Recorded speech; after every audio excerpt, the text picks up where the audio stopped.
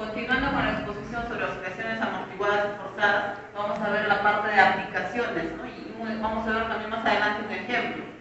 En la parte de aplicaciones, más que todo lo que es aplicado a la ingeniería civil, ¿no? Es lo que nos interesa a nosotros. Entonces, nosotros podemos las oscilaciones forzadas y amortiguadas, podemos ver en los puentes, podemos ver en las grandes edificaciones, inclusive acá, por ejemplo, en la primera imagen vemos un puente que está pasando un tren, ¿no? Entonces ahí también se van a presentar oscilaciones, además del viento, ¿no? Del viento. Por ejemplo, lo que tenemos que ver en las oscilaciones nosotros son las propiedades dinámicas, ya sean de los edificios o de los puentes. Por ejemplo, en una estructura rígida, el periodo va a ser bastante corto, ¿no? Y la frecuencia va a ser bastante alta. Y en una estructura flexible, como son los puentes, o sea, hay mayor flexibilidad. El periodo va a ser mucho más largo y la frecuencia va a ser bastante baja. Y otras propiedades dinámicas que podemos ver, como teóricamente ya lo explicó anteriormente, ¿no? Pero vamos a resaltar que podemos ver una frecuencia circular de vibración, un periodo natural de vibración y también una frecuencia natural de vibración. No voy a repetir porque ya se explicó anteriormente. Ahora, en la actualidad las construcciones para los edificios, las vigas se diseñan con una viscosidad, ¿no? Con un viscoelástico. ¿Con qué objetivo? Con el objetivo de que cuando haya, por ejemplo, un sismo, esas estructuras, las vigas, vayan a ser más flexibles, ¿no? Podemos ver, por ejemplo, hay los edificios en Estados Unidos, ¿no? Es una altura aproximadamente de 318 metros, ¿no? Entonces, ¿qué pasa? Estos edificios tienen una oscilación aproximada de 8 metros. O sea, imagínense, oscila 8 metros, ¿no? Pero nosotros, ¿qué debemos añadirle que eso? Que sus vigas, las vigas deben ser viscoelásticas.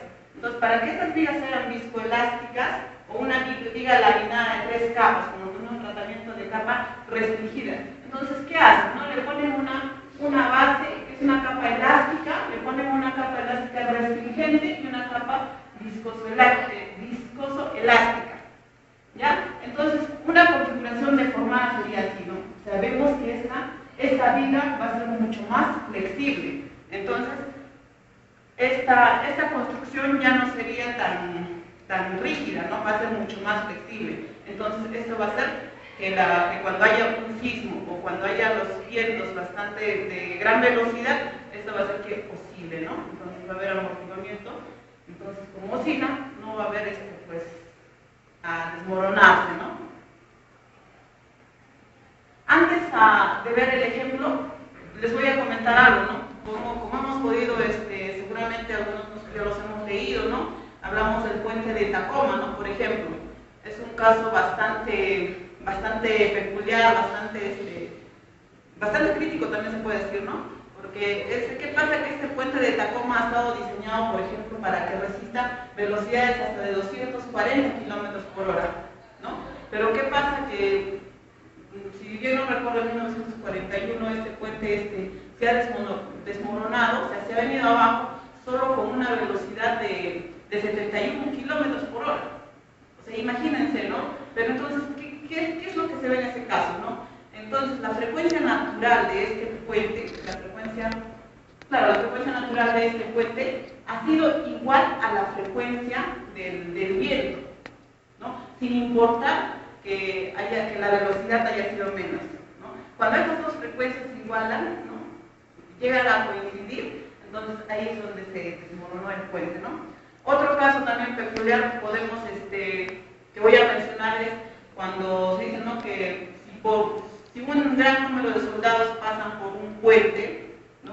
Y marchando obviamente, y esos pasos tienen una frecuencia, que su frecuencia sea similar a la frecuencia natural del puente, entonces ahí también podría caerse, ¿no?